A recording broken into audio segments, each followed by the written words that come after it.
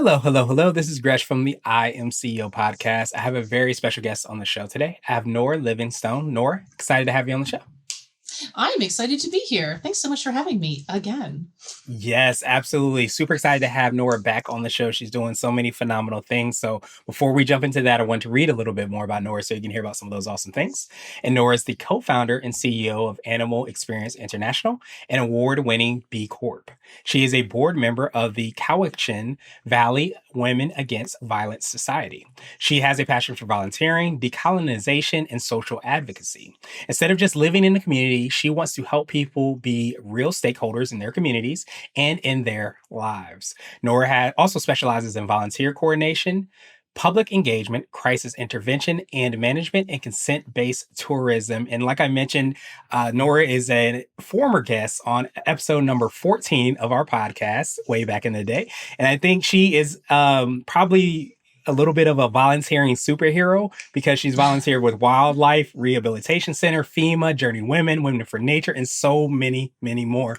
She's also the author of an ebook, and she's also the leader of the B Corporation, which we'll talk about, I'm sure, a little bit more, which they received the Best For Award winning B Corporation. And she also is a self-proclaimed chameleon who doesn't mind getting her hands dirty as well. And just to kind of kick everything off, she has a quote that I absolutely love where she said, highlighting different community groups and sending money is not enough. We must go after individuals and help them become the leaders of their communities. So absolutely love that, Nora. She has so many gems. So super excited to have you back on the show. Are you ready to speak to the IMCO community? Oh my gosh, I'm ready to have you speak about me all the time. Just keep on going with that. Yeah, there we go. Well, if that's a job and that's out there, then I'm putting in my application. That's for sure, Nora. So you make it easy. So I guess to kind of kick everything off, let's rewind the clock a little bit, hear a little bit more on how you got started, what you've been working on, what I call your CEO story. Yeah. Oh my gosh. We got started, it seems like 1,000 years ago. But time is not real. And the pandemic also made time extra not real. But it was 2011 that my business partner came up to me at a barbecue and said, "Hey, you are really passionate about volunteering. You talk about ethics a lot. What if we started a company that we help people travel ethically, and we also helped wildlife centers and animal groups get really good volunteers." And geez, the internet was so different back then. Twitter was Twitter. Twitter was nice. It was a kind It of a wasn't lovely X. time. It was an X and a terrible place to exist. And ever since then, we've just been growing and changing, I think, in really wonderful ways. Since then, we brought on more than 1,000 volunteers. We've been able to donate more than $1 million to our placement partners. We have more than 20 different placements, from wild horse conservation in Mongolia to wildlife rehabilitation in Australia. And we also have been able to, I think, really learn more about the decolonization of travel, learn and invest more in the anti-racist movement, the land back movement, feminism, of course, and really make sure that people know that, I hate saying this out loud, but everywhere you go, there you are, and there your morals are. So you can, no matter where you are, do really great things. If it's in your backyard during a pandemic, or if it's around the world after a pandemic, you can help yourself and animals and the community. Yeah, absolutely. That's why I love, everything that you do, that empowerment word, definitely, comes up a lot because I think so many times, first of all, there's not the awareness, I think, around those things, which is why I love, obviously, the work that you all do, but also how that extends to many of the organizations that you're involved with. But I think that, once we as people start to realize the quote unquote power or maybe opportunity that we have to impact Mm, not just the world around us, but, world as a whole, but also the world around us and the communities that we're in, then that's when we really have an incredible opportunity, I think. absolutely. Yeah. We always joke that we people think they're just going to volunteer with animals, which would be amazing no matter what. But knowing that they are volunteering with locally led groups, knowing that they're going into community in an immersion program rather than just flying in, flying out. Knowing that it is long-term sustainable goals that are made by the community means that you have more opportunity. You are empowered to be part of something bigger and not something that ends once you leave. Yeah, absolutely. And I think that, feels probably creates more attachment, during that experience. But I also imagine beyond that. And it's kind of like, you're not just going there and you're quote unquote checking something off the list. You're actually making Mhm. change that's going to reverberate for, amongst the community and beyond that. But also, I imagine for years and years and years beyond that too. Yeah, absolutely. It's not, yeah, it isn't about checking something off a list. Oh, I've always wanted to go to Africa, which is a continent, not a country. I've always wanted to like touch an elephant. It's about really, yeah, engaging with the whole community and saying these natural resources that are animals, that are trees, that is a wild ecosystem is inherently important for the whole world, but also, of course, for the people that live there all the time. And so it's really looking at the true like colonization that travel really has a foundation in and saying that was the foundation. We acknowledge that. We acknowledge the many problems that comes with that. But now what does this look like?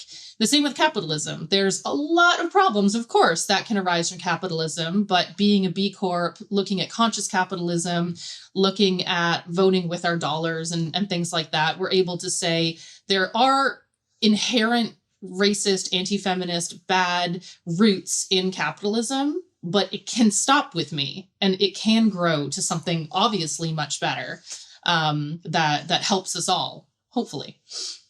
Yeah, absolutely. It kind of just reminds me of the quote, be the change that you hope to see in the world, and realizing that we do have that opportunity in order to make that happen. So I wanted to drill down a little bit more, hear a little bit more about Animal Experience International. Could you take us through a little bit more on like how it works, how you're serving your clients, how you're making that ultimate impact? Yeah, absolutely. I think you asked, and then I was like, let's talk about decolonization of tourism and all these isms. Um, but there has to be real world tangible things that we do. So basically, it's a pretty simple model that animal lovers of all kinds, you don't have to be a vet or a nurse or anything. You apply to our programs, you talk with me, and then you go away. And that is like very bare bones. So to like put more meat on that is I go to all the placements first. I make sure that they're safe, they're ethical. We're comfortable sending solo travelers away. And then the travelers will either stay in volunteer housing or with like aunties and uncles, sometimes with the vets that are there. And they never take professional roles. All of our programs have local vets, vet teams, administration staff. People are getting paid on these programs, but they need a little bit more help with like the everyday. A vet doesn't need to cut up a banana to feed a toucan, but like a traveler would love to do that. That's so cool.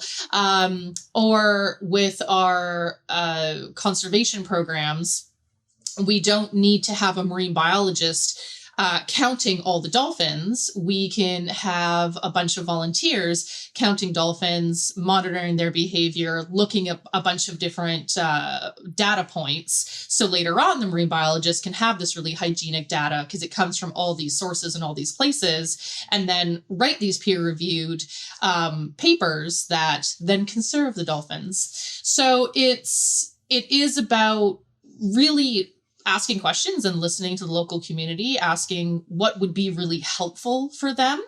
And oftentimes it's really fun. You sit in a boat, you count dolphins. What could go wrong? And then we, as a company, figure out everything around that. So it's from airport pickup to drop off. We make a kind of package for the volunteers. So it's like an all-inclusive trip, but instead of maybe sitting on a beach, which is amazing, if you want to work a little bit more, you can sit on a beach in the afternoon, and in the mornings you help tag sea turtles or plant mangrove trees. So we do make sure all the food, accommodation, travel insurance, all the nitty gritty is sorted for the volunteers. So they just go away and hopefully have a wonderful time. Yeah, at the same time, it kind of creates that you don't have to do either or. You don't have to have get a good opportunity to travel and have to do something else on another trip where you're doing good. Sounds like you can marry both of those, where you can do good and then also have that quote unquote vacation experience, I guess, or some of those things maybe from vacation. So you get the opportunity to travel, see a different place, but then also get to give back to that community. Absolutely. A year ago, I was in Kathmandu, Nepal, and in the mornings, I was leading an expedition with a few other volunteers, and in the mornings we would go and wash the floors of a dog rescue. We'd wash the floors. We would make breakfast. We would take dogs for if there's anyone listening with a dog around, WALKs. Don't want to trigger a dog into being too excited.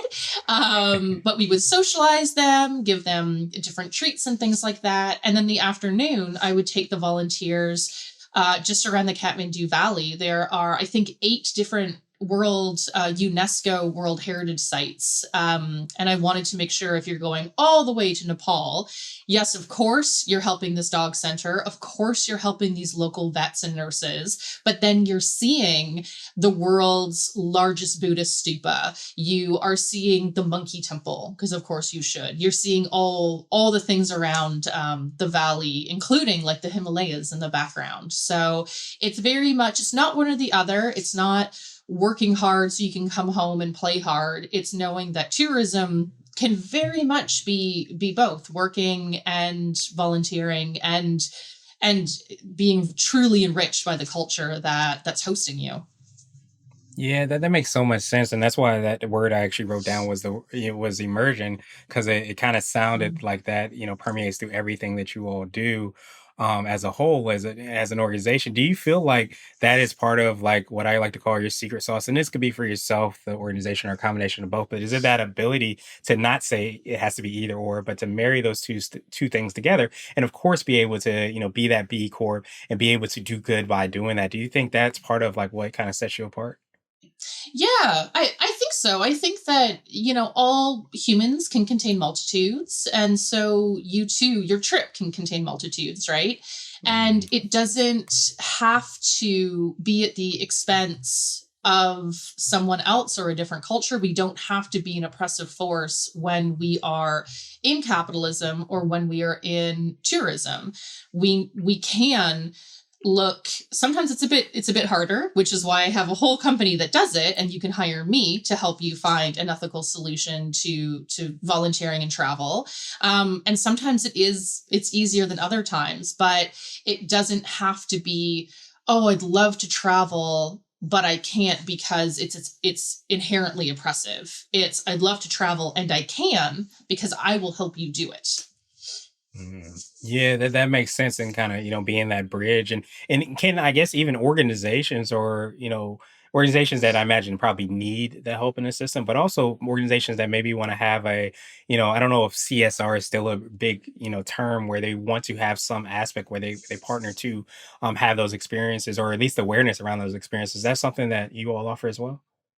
Yeah, I mean, like I love what we do. So if anyone ever wanted to travel alone, as a group, as a company, it just wanted like consultation on how to do it. Like I will talk forever to anyone about ethical choices and because I've been doing it for so long. Like even before I started AEI, I was thinking about the ethics of volunteering and I was thinking about travel and I was really lucky to travel. So I'm so happy when people have those questions because they are big questions. They take a long time to think about and I'm happy to go into the sort of weeds to help people especially in their companies or in their families think about the best possible solution for them that again isn't going to be oppressive to someone else. Yeah, that makes so much sense. And I almost wonder, do you find that because you've had that experience, you've, traveled across the world, being able to kind of marry those things, do you think it's allowed you to kind of be more, for lack of a better term, maybe creative on how, because I feel like sometimes when we think about volunteer, we're automatically thinking like, okay, how can I, go to the local, shelter and do this? Or we automatically have these like, I don't want to say boxed in, but ways that we look at volunteer. And I feel like you present a very creative way that it doesn't have to be either or. It can be something that can be really impactful. Of course, not saying anything against those things, but just like sometimes we just box ourselves in on how we think we can volunteer.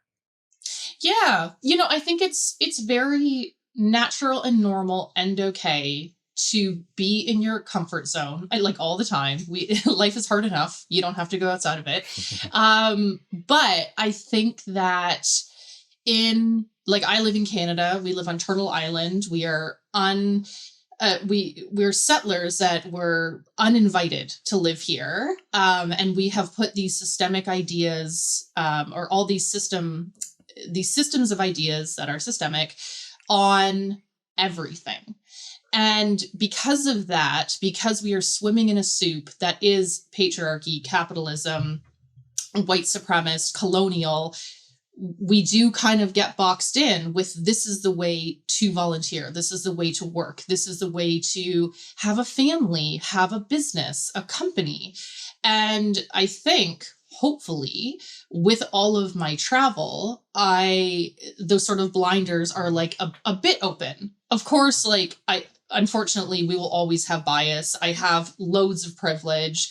I do hope that traveling, which is also a huge privilege, I hope that that has allowed me to see the privilege and be able to say, in privilege, there are also handcuffs. And in privilege, there is also this boxing in. And we can be more creative because I have seen many different ways that this works around the world. It doesn't have to be this white focused colonial way of even conservation. There's so much institutionalized racism in North America. When we take ourselves out of it and we see conservation and tourism and business working in many different places around the world, I'm able to be creative in a way that is really not from my brain. It's from everyone else that I've talked to and all these places that I've been to, and I get to say, this is definitely not my idea. I've just seen this done, so I know it can be done. So let's be a little more creative as a group, a company, a culture, everything. Yeah, that makes so much sense, and I think so many times, we think it has to be that way because that's all we've ever seen and all that we've ever experienced. But when you start to, go and travel, have different experience, talk to different people, all those things allow us to sometimes say that, well, it doesn't really have to be this way. So why can't we, decide or do things in a different way? And I think it's extremely powerful because obviously, like you talked about, you get to go and have those volunteer experiences, you get to do all those really awesome things, see a completely different world, but even that experience in and of itself of being able to kind of view the world from a different vantage point and a different perspective, I imagine opens up so much more and so many quote unquote benefits. I don't even know if that seems like not a full encompassing word to use, but just a really great experience that you can, kind of live on and continue with over and over again for years and years and years. Yeah, absolutely. It is so interesting because if I were to stay in the Couch Valley, there are many beautiful, interesting, dynamic, innovative ideas that are happening, but it still is in the context of the Cowichan Valley in British Columbia, in Canada, on Turtle Island. And so there's just so many layers that when I have this deep privilege of going somewhere that is so different, I can see different frameworks and how they work. And so it can lead to yeah, just like what we're saying, just a completely different way of thinking that can be transplanted in so many different places. And that's really exciting because it also, I think, must lead to hope. It's not a, well, it's always been done this way. It always looks this way. We can't change it. We can change it. I've seen it happening in different ways. So why don't we change it? It might be like a long arc to justice, like Martin Luther King Jr. said, but it still is an arc towards it. So why not start today? Yeah, absolutely. There's no better time to start than now. So, absolutely love that perspective. So, I wanted to switch gears a little bit and I wanted to ask you for what I call a CEO hack. So, this could be like an app, a book, or a habit that you have, but what's something that makes you more effective and efficient? So, something I think that makes me more efficient and effective is perspective and vulnerability. And I think the perspective that I stole this from someone else and I don't know who this is. And so I apologize. But this person was saying that she stole it from someone else, that there is a founder who every day she allows herself to fail 5 times and be totally fine with it. And they could be big or small fails. So you stub your toe, well, you failed at walking. Great job. You wrote something silly. You sent an email that had a typo in it. That's a failure. Don't worry about it. It's fine. And I love that because all CEOs are just people. And all CEOs, I would say it's changing. When we started AEI, all CEOs were like meant to be on this pedestal that you don't make mistakes and you are perfect. And the only people that could possibly have a business are people that have it figured out. And like no one has anything figured out. That's like the biggest lie. We're all making it up and saying, does this work? No, then we'll change it a little bit more.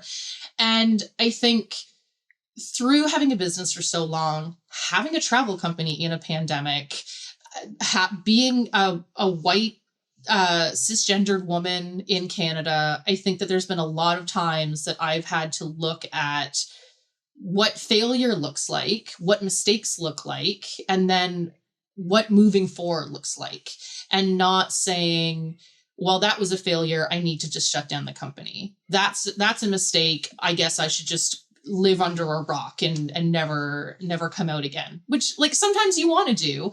But I think it's the companies and the CEOs and everyone that does really well are the ones that go, I'm human and I screwed up and I'm going to try not to screw up again. It's not an excuse for bad behavior. It is I'm seeing what I did wrong and let's figure out how we can all do better.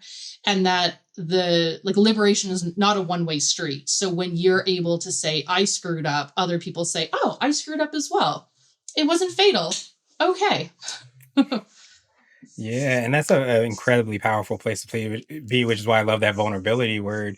Because I think so many times when we're vulnerable, it gives other people permission to be vulnerable as well too. And even when we're talking about something like failure, you realize that we all have failed, we all will continue to fail, and in embracing that, and sometimes even talking about that is the way that we start to. I don't want to say not take things as seriously, but maybe not beat ourselves up to the point that we don't continue on if things don't go the way that we want at that specific instance. And I don't know if you heard I don't know, it's probably not the same person, but Sarah Blakely, the founder of Spank, she talked a lot about like how when she was younger, her dad used to always ask her like how she failed every single day. And of course, you want to talk Mm, about how what things you did right and all of those things, but she said it completely changed the way she looked at failure because it made her celebrate failure and also sometimes to some degree understand that failure is part of success. In order to have success you have to fail, and if you kind of have that perspective where you're not saying, oh, I don't want to fail,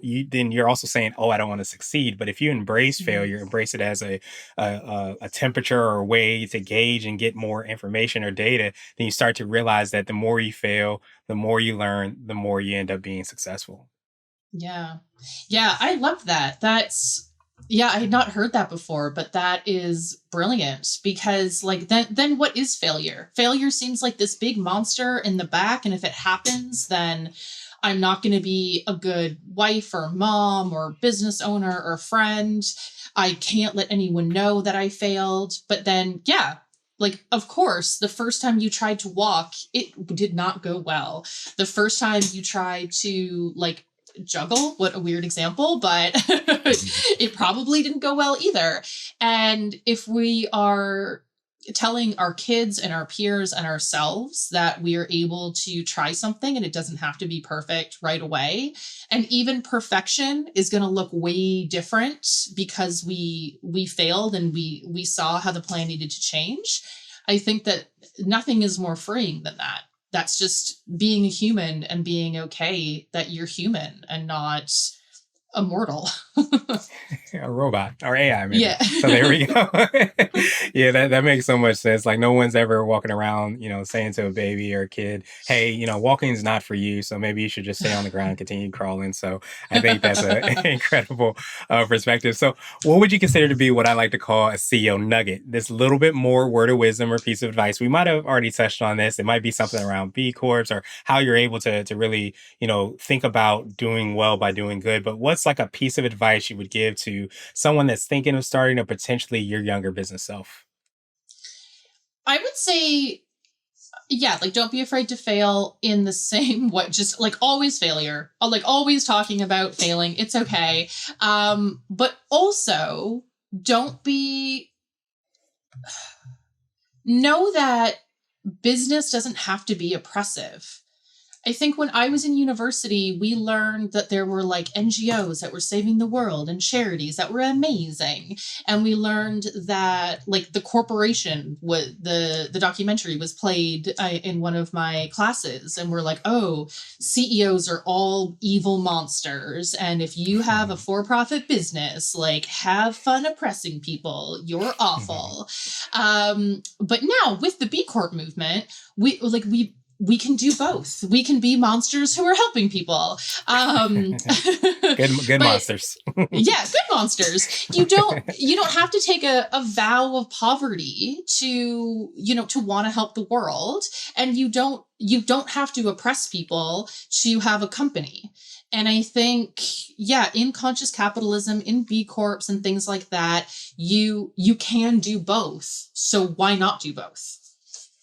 Yeah, absolutely. And I think that speaks directly to like kind of the abundant mentality where, sometimes when we think in lack, we think either or I have to do good or I have to, generate revenue or either or. But when you start to think abundantly, you start to think creatively as we've been talking about, and you start to say, okay, I can generate revenue and also do good and also not be oppressive and all those things. And I love that, that perspective, that nugget, because a lot of what it does is it kind of creates a different narrative. As we've been talking about perspective and things that you experience, things that by you doing all the awesome work that you all are doing, that creates a new narrative. It creates a new reality that now this becomes possible. So I absolutely, love that nugget. Yeah. Yeah. It's so funny. Like I think about when when I was just a child and computers didn't really exist because I'm so old. Me too. But right? But yeah, like AEI couldn't have existed in the way that it does. I couldn't have dreamt AEI up because there wasn't the internet. And then when we first started, we didn't have like really language for the land back movement, for like real anti-racist activism, for like we were smashing the patriarchy, but we didn't know how important it would be in the last couple of years. And so yeah, in that abundance of growth and being able to be so much more than one thing, you're able to have more than one thing. And I think that's really, it's really cool to be able to be creative in a way that is also helpful, obviously. So on Yeah. brand for me.